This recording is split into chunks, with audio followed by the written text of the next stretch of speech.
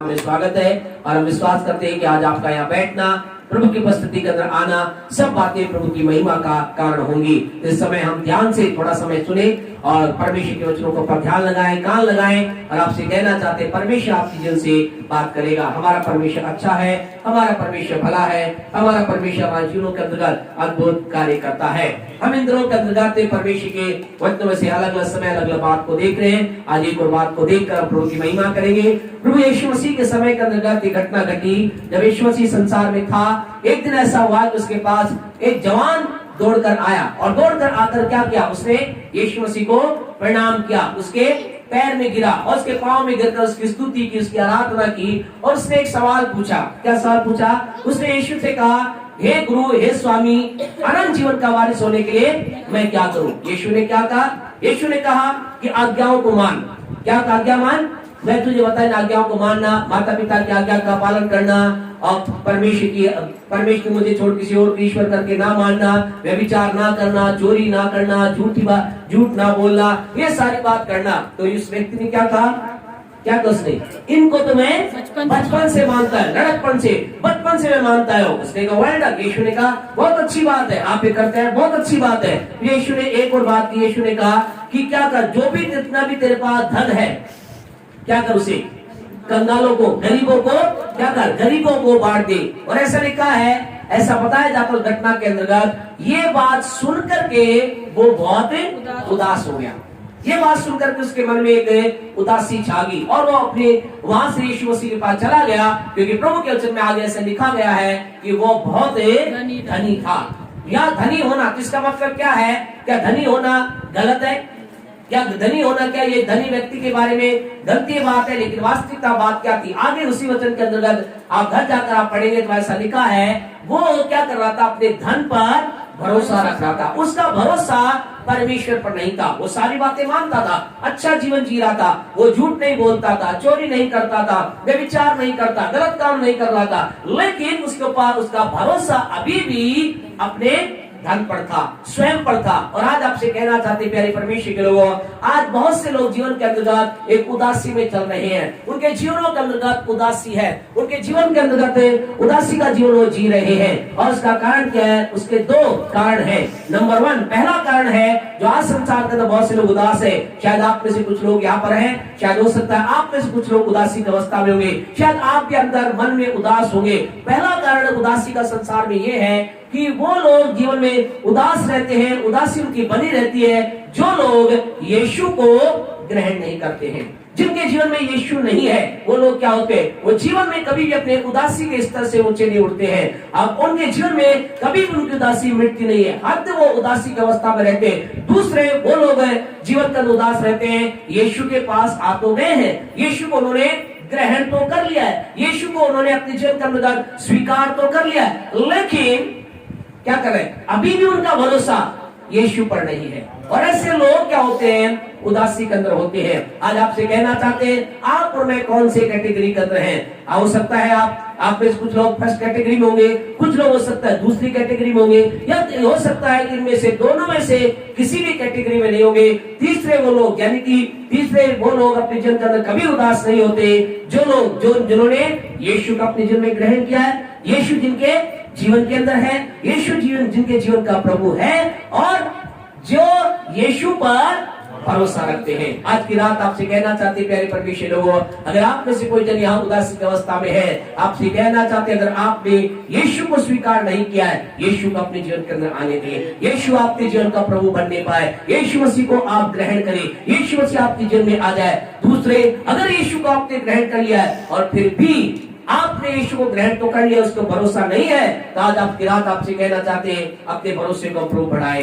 हमारा भरोसा प्रभु पे क्यों नहीं होता है? कई लोगों का भरोसा आज यीशु पर क्यों नहीं हो पाता है? उसके एक दो बातें हम प्रभु के वचन से आज देखेंगे और हम चाहते हैं कि आज आपके जीवन के अंतर्गत उदासी दूर होने पाए। अगर उदासी का कारण है यीशु की सामर्थ्य से दूर होने पाए। आज बहुत से लोग जीवन के अंतर्गत उदासी में, यीशु के पास आने का उदासी में है, क्योंकि वो नहीं जानते कि यीशु वास्तविक वास्तविकता में है कौन, यीशु मसीह वास्तविकता में है कौन, यीशु मसीह वास्तविकता के अंदर क्या कुछ हमें देता है। एक वचन हमारे साथ निकाले, भजन संहिता 36, भजन संहिता 36, और कोई मेहरबानी से उसकी 9वीं आयत को पढ़े।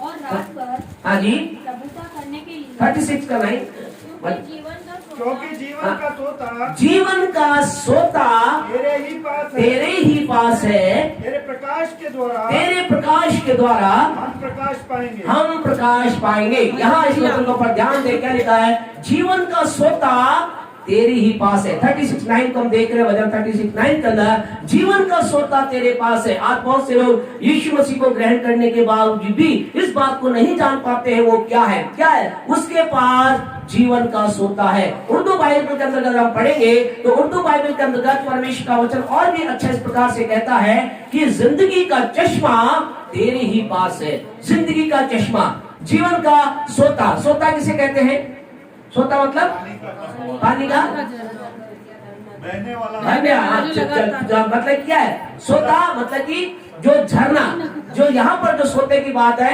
हालांकि कुआं भी एक क्या है, जल का सोता है, लेकिन यहाँ पर जो सोता जो किया गया है, जैसे कि उर्दू के अंतर्गत आप पढ़ेंगे तो ऐसा लिखा है कि जिंदगी का चश्मा है। चश्मा मतलब कि जो आपने लगा रहा कोई चश्मा नहीं है ना, उर्दू में चश्मा का मतलब क्या होता है, झरना, है ना, क्या झरना जो लगातार बहता रहता है। सर जिंदगी का सर चश्मा तेरे पास है, सर चश्मा तेरे पास है, और हम तेरे नूर में रहकर हालेलुया नूर का मशुआदा करते हैं। प्रेज, हम तेरे नूर में रहकर, तेरे रोशनी के अंदर, तेरी उपस्थिति के अंदर रहकर आपसे कहना चाहते हैं, आज मुझे आपको इस बात को समझना है, हम जो प्रभु यीशु मसीह के पास आए हैं, आज बहुत से लोग उदासीन इसलिए ये जानते नहीं है कि वो क्या है, वो क्या है, जीवन का सोता है, जिंदगी का चश्मा है। आपसे कहना चाहते हैं आज हमें सोते के बारे में, चश्मे के बारे में, या यूं कह सकते हैं साधारण हिंदी के अंदर बातचीत करें, झरने के बारे में हमें समझना है। झरना क्या होता है, झरने की सबसे पहली विशेषता ये होती है वो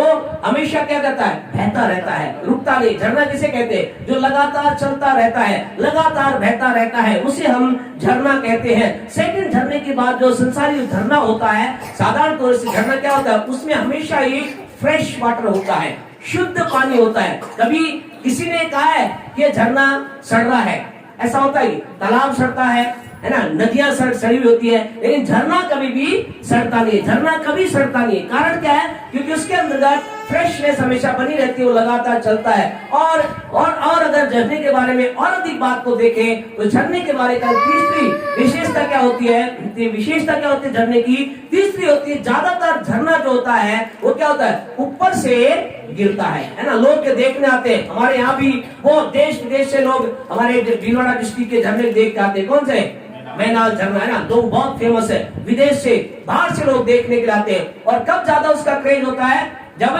बरसात होती, बोला झरना बह रहा है, अभी क्या 7 फीट बह रहा है, 9 फीट बह रहा है, यानी कि झरने की विशेषता ये होती है, वास्तविक झरने की विशेषता ये होती है वो ऊंचाई से बहता है। और आपसे कहना चाहती हैं, प्रभु के वचन के अंदर क्या लिखा है, भजन 36:9 में लिखा गया है यीशु के बारे में, परमेश्वर के बारे में, तो जीवन का सोता है। हालेलुया, वो जीवन का सोता है। आज आपको समझना है, अगर आप जीवन से उदासी दूर करना चाहते, यीशु को ग्रहण करने के पश्चात अगला कदम उस पर भरोसा बढ़ जाएगा जब आप इस बात को ग्रहण कर लेंगे, वो जीवन का सोता है। जीवन का सोता का पहला मतलब ये है प्यारे परमेश्वर को, कि यीशु हमें सदा सर्वदा फ्रेश जल देता है। हमेशा यीशु मसीह हमें तरोताजगी की बातें देता है, हमें सदा सर्वदा हमारे जीवन के अंदर नई सामर्थ की बातों को देता है। प्रभु के वचन के अंदर यूहन्ना रचित सुसमाचार उसके 4थे अध्याय को अगर आप निकालेंगे, ऐसा लिखा है, एक बार यीशु मसीह एक जगह से जा रहा था और उसे कौन मिला, एक सामरी स्त्री मिली।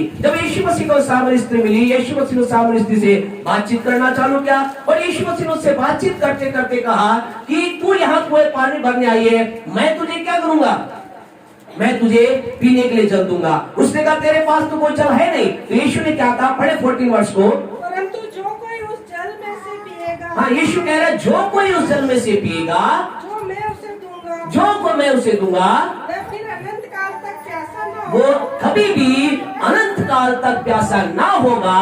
वरन जो जल मैं उसे दूंगा, और जो जल मैं उसे दूंगा, वह उसमें एक सोता बन जाएगा, वो उसमें एक सोता बन जाएगा और जो अनंत जीवन के लिए उमड़ता रहेगा। अनंत जीवन के लिए उमड़ता रहेगा। हालेलुया।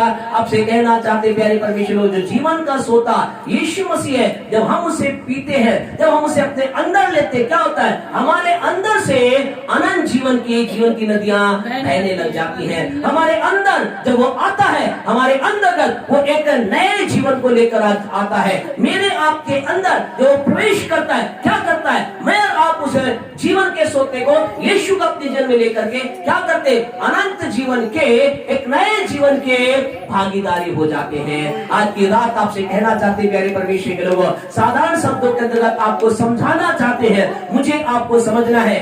बाहर ले जाओ कोई दिक्कत, इसको बाहर ले जाओ, थोड़ा सा आवाज सही होगी शायद इसको, ताकि ये भी आराम से रहे, आप भी रहे। Praise the Lord. तो क्या प्रभु का वचन कह रहा है? यीशु ने क्या, परमेश्वर ने क्या लिखा है कि तू जीवन का सोता है। आज हमें समझना है जीवन का सोता हमारे जीवन में क्या काम करता है। वो जीवन का सोता जब हमारे अंदर आता है, हम अनंत जीवन, या यूं कह सकते हैं परमेश्वर का जीवन हम प्राप्त करते हैं। We have the God's life in our life. हमारे अंदर परमेश्वर का जीवन आ जाता है, परमेश्वर का जीवन हमारे अंदर प्रवेश कर जाता है। आज की रात प्यारे परमेश्वर, वो ज्यादा आपका समय न लेते, आपसे कहना चाहते हैं, आपको मुझे इस बात को समझना है, वो हमारा जीवन का सोता है। वो सोता जब हमारे अंदर आता है, हमारे अंदर से अनंत जीवन के जल की नदियां बहने लगती हैं। एक चश्मा हमारे अंदर बहने लगता है, यानी कि अनंत जीवन का मतलब है हमारे अंदर परमेश्वर का जीवन एंटर कर जाता है, हमारे अंदर परमेश्वर की लाइफ आ जाती है। और इसको प्यारे परमेश्वर को ओरिजिनल लैंग्वेज के अंदर जॉय लाइफ कहते हैं, JEO, जॉय लाइफ कहते हैं, परमेश्वर का जीवन इसे कहते हैं। आपसे कहना चाहते आज की रात आप और मैं इस बात को समझ जाए कि यीशु के पास आने से,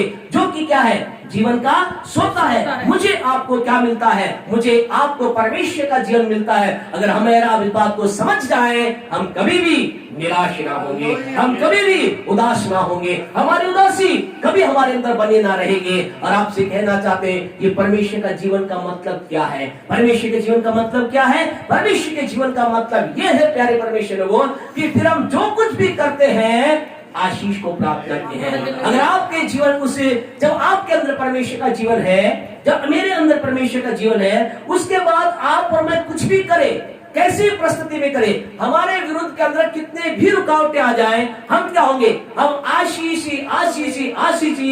प्राप्त करेंगे। हालेलुया। हम ऊंचाई और ऊंचाई पर ही जाएंगे।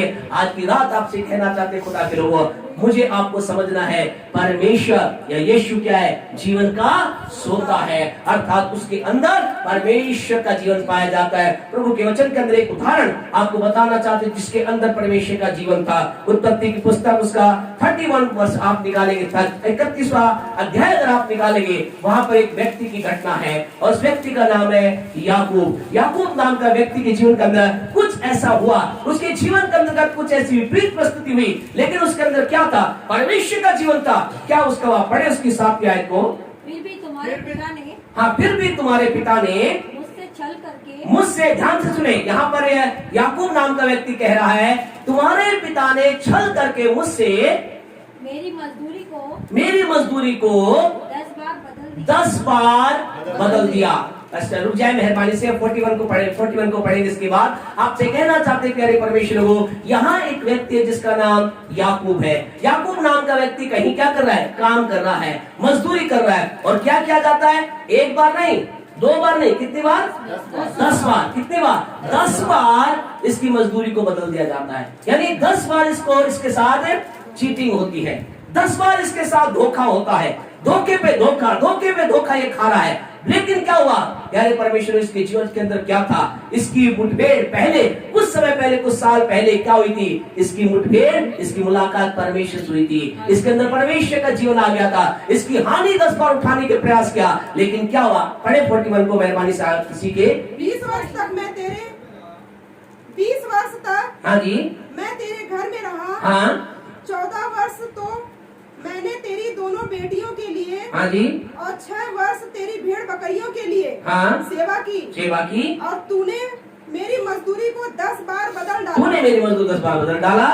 मेरे पिता का परमेश्वर, अर्थात अब्राहम का परमेश्वर, जिसका भय इसहाक भी मानता है, यदि मेरी ओर न होता, तो निश्चय तू अब मुझे छूछे हाथ जाने देता देता। तो मुझे खाली हाथ जाने देता। लेकिन इस समय क्या जा रहा था? इस समय ये बड़ी धन दौलत से भर के जा रहा था, भेड़ बकरियों को लेकर के जा रहा था। क्या हुआ? कैसा व्यक्ति था? इसके साथ 10 बार धोखा हुआ। कितने साल इसने मजदूरी की?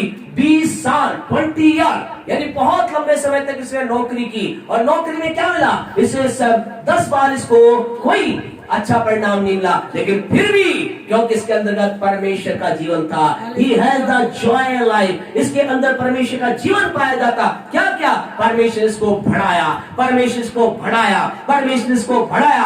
आज की रात शाम आपसे कहना चाहते खुदा के लोगों, मेरे आपके अंदर जब परमेश्वर का जीवन, जो जीवन का सोता हमारे अंदर आ जाता है, मुद्दई लाख बुरा चाहे तो क्या होता है? वही होता है जो मंजूरे यीशु मसीह होता है। आपसे कहना चाहते हमारा खुदा हमारी हानि करने वाले कोई भी क्यों ना हो, परमेश्वर क्या करता है? उसकी हानि को हमारे लिए विरुद्ध में जो लोग हानि कर रहे हैं, उस हानि को लाभ में चेंज कर देता है। आज की शाम आपसे कहना चाहते खुदा के लोगों, आज मेरे आपको इस बात को समझना है, यीशु मसीह कौन है? जीवन का सोता है। आज की रात आपसे कहना चाहते खुदा के लोगों, जब ये जीवन का सोता हमारे अंदर आता है, हमारे अंदर परमेश्वर का जीवन आता है, जब हम परमेश्वर के जीवन को समझ जाते हैं, हमारी उदासी निकल जाती है। कई लोग आज जीवन के अंदर क्या प्रॉब्लम, क्या प्यारे परमेश्वर हो, कई लोग आज जीवन के अंतर्गत क्या कर रहे हैं, उसको समझ नहीं पाते कि मेरे अंदर जीवन का सोता आ गया है। और वो क्या करते हैं? डरते हैं, घबराते हैं, निर्णय लेने में घबराते हैं, वो आगे बढ़ने के अंदर घबराते हैं, वो अपने कंफर्ट जोन से बाहर नहीं निकल पाते। उन्हें लगता है यही अच्छा है, यही नौकरी अच्छी है, यही काम अच्छा है, अगर मैंने ऐसा कर लिया। आपसे कहना चाहते अगर खुदा की आवाज आपके अंदर गूंज रही है, आपसे कहना चाहते एक कदम आगे बढ़ाइए। परमेश्वर आज शायद हो सकता है वो चीज ठीक दिखाई नहीं दे रही होगी, आज शायद लग रहा होगा मूर्खता भरा कदम होगा, लेकिन हमारा परमेश्वर हमें, जब हम उसके नाम में एक कदम उठाते हैं, हमारा परमेश्वर हमें, क्योंकि हमारे अंदर जॉय लाइफ है, हमें ब्लेस करता है, हमें आशीषित करता है, हमारे जीवन पर अनुग्रह, हमारे जीवन के ऊपर दया करता है। तो पहला प्यारे परमेश्वर के लोगों, परमेश्वर के जीवन के द्वारा क्या होता है? हमारे विरुद्ध में जो भी हानि की जाती है वो लाभ में चेंज होती है। दूसरा प्यारे परमेश्वर के लोग, आप जानते हैं इस जीवन के सोते समय क्या मिलता है? इस जीवन के सोते के द्वारा आपको मुझे परमेश्वर का अनुग्रह प्रदान होता है। परमेश्वर का अनुग्रह हम प्राप्त करते हैं। We receive the God grace, हम परमेश्वर के अनुग्रह को प्राप्त करते हैं। जानते हैं प्रभु का अनुग्रह क्या है? परमेश्वर का अनुग्रह का मतलब क्या है? आज फिर हम एक बार कहना चाहेंगे, कई लोग यीशु के पास आने के बाद ये नहीं समझते वो जीवन के सोते हमें क्या मिलता है? क्या मिलता है? परमेश्वर का अनुग्रह मिलता है। परमेश्वर का अनुग्रह का मतलब क्या है? परमेश्वर का अनुग्रह का मतलब ये है, परमेश्वर का अनुग्रह क्या करता है? मेरी आपकी कष्ट और परेशानियों में खड़े रहने में और उसे बाहर निकलने में मदद करता है। हालेलुया। वो अनुग्रह हमारी क्या करता है? सहायता करता है। कष्ट और परेशानी में खड़े रहने और उसे बाहर निकलने में मदद करता है। आज कई लोग प्रभु यीशु के पास आते हैं और जब थोड़ी समस्या आती क्या होते? डर जाते हैं, घबरा जाते, सोचा क्या होगा। लेकिन आपसे कहना चाहते वो जीवन का सोता है। उस सोते के द्वारा हमारे जीवन में सेकंड काम हमारे जीवन में होता है, वो क्या होता है? परमेश्वर का अनुग्रह आता है। प्रभु का अनुग्रह क्या करता है? प्रभु का अनुग्रह मेरी आपकी मदद करता है कि हम कष्ट से बाहर निकल जाए, कष्ट को सहन कर करके आगे निकल जाए। इस बात को प्रभु का यीशु मसीह का चेला याकूब, ये जो कि इस बात को बहुत अच्छी रीति से जानता था, और वो जानते क्या कहता है? इसलिए अपने लोगों को प्रेरित कर रहा है, परमेश्वर के लोगों को उत्साहित कर रहा है, परमेश्वर के लोगों को उत्साह दिला रहा है। और अपनी पुस्तक, अपनी पत्री, याकूब की पत्री, उसका पहला अध्याय, उसकी दूसरी आयत में जानते हो क्या कह रहा है? क्योंकि वो जानता है कि खुदा के अनुग्रह के द्वारा हम कष्टों से बाहर निकल सकते हैं, खुदा के अनुग्रह के द्वारा हम कष्टों के पार निकल सकते हैं। वो क्या कह रहा पढ़े? याकूब एक, हे मेरे भाइयों, यानी कि प्रभु यीशु को मानने वाले, प्रभु यीशु को ग्रहण करने वाले, क्या कह रहा है? हे मेरे भाइयों, जब तुम नाना प्रकार की परीक्षाओं में पढ़ो तो क्या करना? रोना, तड़पना, कहना हाय क्या हो गया, ऐसा वो नहीं कह रहा। क्या कह रहा? वो कह रहा है जब तुम नाना प्रकार परीक्षा का मतलब दुख, संकट, विपत्ति, विपरीत परिस्थिति तुम्हारी आए तो क्या करना? तो इसे पूरे आनंद की बात समझो। तो क्या करना? इसे पूरे आनंद नहीं, पूरा आनंद की बात समझना, यानी कि आनंद समझना, जॉय समझना, आनंद समझना, इसको आप पूरे आनंद की बात समझना। आपसे कहना चाहते हो ऐसा क्यों कह रहा है? क्या इसका मतलब वो ये कह रहा है कि कष्ट आ रहे हैं, कष्टों में रो मत, रोना नहीं है। क्या कह रहा, क्यों कह रहा है वो? कारण क्योंकि वो जानता है कि परमेश्वर का अनुग्रह है, इस विपत्ति से लोगों को निकाल देगा, इस विपत्ति से उन्हें पार कर देगा। वैसी बातों से निकला था। और वो क्यों ऐसा कह रहा है? क्योंकि वो जानता था अगर हम उस अनुग्रह पर, हम उस विपत्ति में, कष्ट में, परेशानी में अड़े खड़े रहेंगे तो क्या होंगे? हम जीवन की सारी आशीषों को प्राप्त करेंगे। हमारे जीवन में किसी भली वस्तु घटी ना होगी। आखिरी वचन पढ़कर हम बंद करें। चौथी आयत को पढ़े, इसी की चौथे वर्ष को पढ़े। पर धीरज को अपना पूरा काम, धीरज को अपना पूरा काम करने दो, कि तुम पूरे और सिद्ध हो जाओ, पूरे और सिद्ध हो जाओ, और तुम में किसी बात की घटी और न रहे। तुम में किसी बात की घटी ना हो। हालेलुया। आज हम क्या सोचते, कई बार हमें ऐसा लगता है चारों तरफ हमारे को भरपूरी होगी तभी हमारे जीवन के अंदर कमी ना होगी। नहीं, अगर हम कष्टों में खड़े रहेंगे, विपरीत परिस्थिति के अंदर अड़े और खड़े रहेंगे, बने रहेंगे, परमेश्वर का अनुग्रह क्या करेगा? हमें कष्टों में खड़ा रख करके उस समय हमें क्या कर सफल बनाएगा। हम उस परीक्षा से निकल जाएंगे और प्रभु वचन कहता है तुम्हें किसी वस्तु की घटी ना होगी। हम भरपूरी को देखने पाएंगे, हम बढ़ोतरी को देख पाएंगे, हम उन्नति को देखने पाएंगे। आपसे कहना चाहते कष्टों में चिंता ना करें। अगर आज आपका बिजनेस इतना अच्छा करिए, चिंता ना करें। आपकी लाइफ इतनी अच्छी नहीं है, चिंता ना करें। आपके चारों उन्नति आपको दिखाई दे, चिंता ना करें। इन जीवन के अंदर परमेश्वर के वचन के ऐसा लिखा है, हे भाइयों जब तुम नाना प्रकार के परीक्षा में पढ़ो आनंद समझो, आनंद मनाओ। क्यों? क्योंकि उसके अंतर्गत आप धीरज से सहते रहेंगे, बने रहेंगे। आपके लिए भरपूरी आ रही है। आपको किसी भली वस्तु की घटी ना होगी, मेरे को किसी भली वस्तु घटी ना होगी। आज अगर आपको घटी दिखा रही है, कभी दिखाई दे रही है, कष्टों के अंदर प्रभु के साथ बने रहिए। हालेलुया। आइए सब अपनी आंखों को बंद करें। प्यारे परमेश्वर के प्रेमों, जैसे कि हमने शुरुआत में कहा, एक बार फिर कहना चाहते हैं, क्या आज आपके जीवन के अंतर्गत उदासी है? क्या यीशु को आपने ग्रहण किया है? यदि नहीं तो आज की रात आपसे कहना चाहते हैं यीशु को अपने जीवन में आने दें। यदि आपने यीशु को ग्रहण किया फिर भी अभी आपका भरोसा उस पर नहीं है तो आज इस बात को जाने। एक ही बात हमने आज यहाँ बताई, वो जीवन का सोता है, वो जीवन का सोता है। जीवन का सोता का मतलब उसके द्वारा हम परमेश्वर का जीवन प्राप्त करते हैं। जीवन का सोता का मतलब उसके द्वारा परमेश्वर का अनुग्रह हमारे जीवन में आता है और हम इसके द्वारा आगे बढ़ पाते हैं। इस समय हम प्रार्थना करने जा रहे हैं। हम सबकी आंखें बंद रहें।